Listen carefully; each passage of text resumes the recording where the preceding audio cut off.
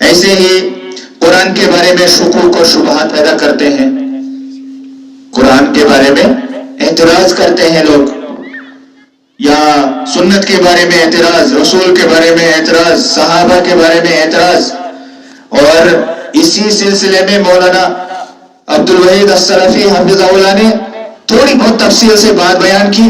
صحابہ کرام کے کردار کے بارے میں شک پیدا کرنا، صحابہ کرام کی قربانیوں کے بارے میں شک پیدا کرنا، کیا یہ فتنہ نہیں ہے؟ نہیں، مجھے جواب دیجیے، کیا یہ فتنہ نہیں ہے؟ صحابہ کرام جنہوں نے اپنا سب کچھ محمد رسول اللہ صلی اللہ علیہ وسلم کے قدموں میں ڈال دیا، اپنی زندگیاں بھی وہاں ڈال دی، اپنا مال بھی وہاں ڈال دیا، اپنی اولاد بھی وہاں ڈال دی، اپنے گھر بار سب کچھ ڈال دیا محمد عربی صلی اللہ علیہ وسلم کے دربار میں، قربان کر دیا، اسلام کے لیے اپنے آپ کو فنا کر دیا، ختم کر دیا، کچھ نہیں رکھا اپنے لیے. ان کے کردار کے بارے میں اگر ادنا سا بھی شک پیدا کیا جائے، کیا آپ برداشت کر سکتے ہیں؟ کیا آپ برداشت کر سکتے ہیں؟ تو آج کل دنیا کے اندر کیا ہو رہا ہے؟ یہ ہمارے جوان یہ بات کیوں نہیں سمجھتے ہیں؟ جو محترم، ہم محترم ہی کہیں گے کیونکہ اسلام ہمیں ادب سکھاتا ہے، حالانکہ اگر ترازو میں تولا جائے تو یہ محترم کا جو لقب ہے ان کے حق میں بہت بھاری ہے. مرزا جہلمی صاحب جو کچھ بھی بیان کرتے ہیں، کیا وہ صحابہ کرام کے کردار کے بارے میں شک نہیں ہے؟ میرے عزیزوں، میرے جوانوں، جواب دو، یہ شک ہے. تو اسلام کی عمارت کو منہدم کرنے کا طریقہ کیا ہے؟ اسلام کی اس عمارت کو جو ہم نے کھڑا کیا ہے، اس کو اگر گرانا ہے تو بس صحابہ کرام کے کردار میں شک پیدا کیجئے، اسلام کی عمارت منہدم ہو سکتی ہے. لیکن اس کی حفاظت کی گارنٹی تو اللہ نے لی ہے، کوئی اس کو منہدم نہیں کر سکتا. لیکن ہمارا ایمان تو منہدم ہو جائے گا، ہمارا ایمان منہدم ہو جائے گا اگر ہم ہوشیار نہ رہیں اور اپنے آپ کو نہ بچائیں اور اپنے بچوں کو نہ بچائیں. میں آپ کو بتا دوں، اس سلسلے میں ایک شعر آپ کے سامنے پڑھنا چاہتا ہوں، عربی کا ہے. ایک شاعر کہتا ہے وَإِن بُلِيتَ بِشَخْصٍ لَا خَلَاقَ لَهُ فَكُنْ كَأَنَّكَ لَمْ تَسْمَعْ وَلَمْ يَقُلِ. اگر ایسے شخص سے تم آزمائے جاؤ، اگر کسی ایسے شخص سے تم آزمائے جاؤ جس کے اخلاق ہی نہ ہو، بے ادب ہو، بدتمیز ہو، تو اس کے سامنے آپ کو کیسے رہنا ہے؟ شاعر کہتا ہے فَكُنْ كَأَنَّكَ لَمْ تَسْمَعْ وَلَمْ يَقُلِ. تو تم ایسے رہو جیسے اس نے نہ کچھ کہا اور نہ تم نے کچھ سنا، انسنا کر دینا ہے. پھر اگلی بات وہ مجھے سمجھانی ہے، وہ ہے شاعر کہتا ہے وَلَا يَغُرَّنَّكَ مَن تَبْدُو بَشَاشَتُهُ. جس کی مسکراہٹ ظاہر ہو، جو آپ کے منہ پر مسکرا رہا ہو، اس کی مسکراہٹ تمہیں دھوکہ نہ دے، اس کی مسکراہٹ تمہیں دھوکہ نہ دے.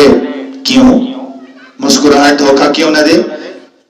یعنی کیا اس کی مسکراہٹ یہ دھوکہ ہے؟ ہاں دھوکہ ہے. شاعر کہتا ہے، سمجھاتا ہے بات ہمیں، وہ شاعر کہتا ہے مِنْهُ إِلَيْكَ فَإِنَّ السُّمَّ فِي الْعَسَلِ. اس کی جو مسکراہٹ آپ کے لیے ہے، وہ آپ کی طرف دیکھ کر مسکرا رہا ہے، اس مسکراہٹ سے دھوکہ نہ کھانا.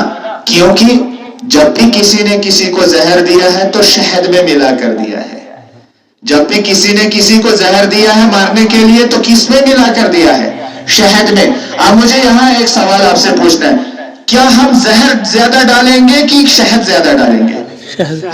شہد. میرے جوانوں سمجھو بات کو، جو شہد ہے اس میں تھوڑا سا زہر ملا دیا جاتا ہے، تب وہ کام کرتا ہے، تب بات اس کو پتہ نہیں چلتی ہے کہ اس نے میرے ساتھ کیا کیا، جب تک اس کی جان بھی چلی جاتی ہے. ہاں بس. اب اس کے علاوہ میں کیا کہوں؟ اس کے علاوہ میں یہ کہوں گا کہ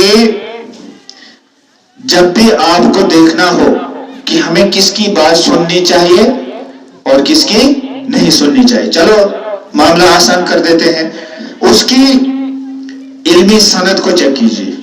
علمی سند کو چیک کیجیے. یہ جو سند ہے نا علماء کرام کی، یہ صرف یہاں نہیں اگے ہیں اس زمین سے، یہاں یہ نہیں اگے ہیں اس زمین سے، یہ سند ڈائریکٹ جاتی ہے محمد رسول اللہ صلی اللہ علیہ وسلم تک. یہ سند چیک کیجئے کیا ہے یا نہیں ہے.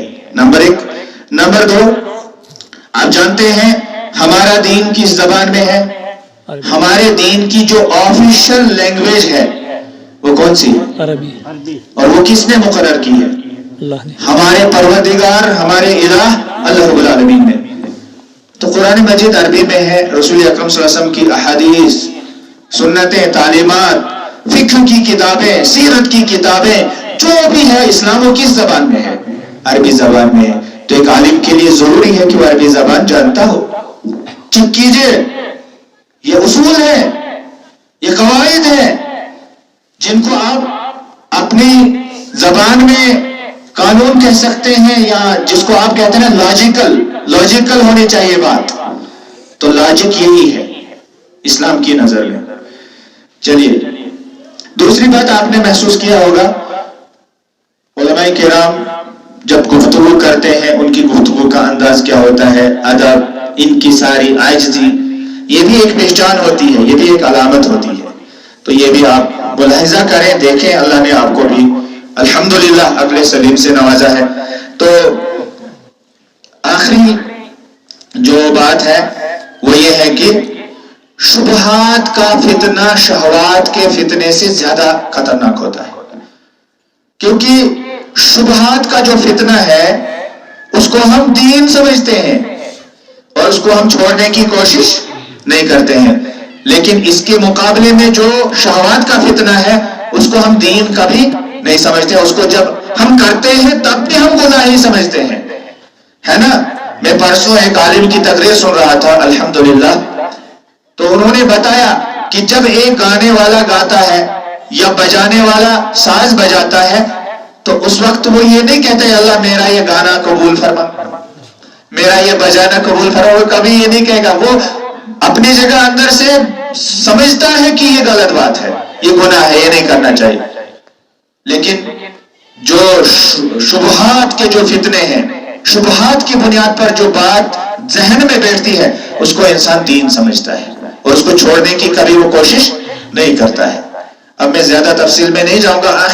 آخری بات یہ ہے کہ پرسوں ایک دن میں اسی موبائل پر ایک صاحب کی تقریر سن رہا تھا تو انہوں نے ایک حدیث بیان کی اخلاص کے بارے میں. تو وہ حدیث میں نے سنی، میں اپنی جگہ بیٹھا تھا سن رہا تھا. تو اتنا متاثر کیا انہوں نے وہ حدیث اپنے حساب سے اپنے طریقے سے بیان کر کے کہ میں اپنی جگہ ایموشنل ہو گیا. جیسے ابھی بات چل رہی تھی میں بھی رونے لگا، آنکھوں سے آنسوں کو میں نہیں روک پایا. تو خیالوں میں خوابوں میں اس نے مجھے جنت میں پہنچا دیا اس حدیث کے ذریعے سے. کہاں پہنچ گئے ہم؟ لیکن خیالوں میں، حقیقت میں نہیں. خیالوں میں کبھی انسان اس طرح سے سنتا ہے کسی کی بات کہ بڑا یعنی دھیان رہتا ہے، بڑا انہماک رہتا ہے. تو ہم پہنچ گئے، لیکن یہ تو خیال تھا، محض خواب تھا. تھوڑا سا جب ہم وہاں سے باہر نکلے تو میں نے اپنی جگہ سوچا انہوں نے جو حدیث بیان کی میں ذرا اس کو دیکھ لیتا ہوں، یہ حدیث کیسی ہے، یہ حدیث سند کے اعتبار سے کیا حالت ہے اس کی. اگر یہ صحیح ہے تو میں بھی بیان کروں گا، مجھے بھی موقع ملے گا لوگوں کے سامنے بیان کرنے کا. تو میں نے چیک کیا، دیکھا، پرکھا تو معلوم پڑا کہ وہ حدیث ضعیف ہے. سند کے اعتبار سے وہ حدیث ضعیف ہے، کمزور ہے، اس کی سند صحیح نہیں ہے. تو پھر وہ میرا سارا رونا دھونا کسی کام کا نہیں رہا.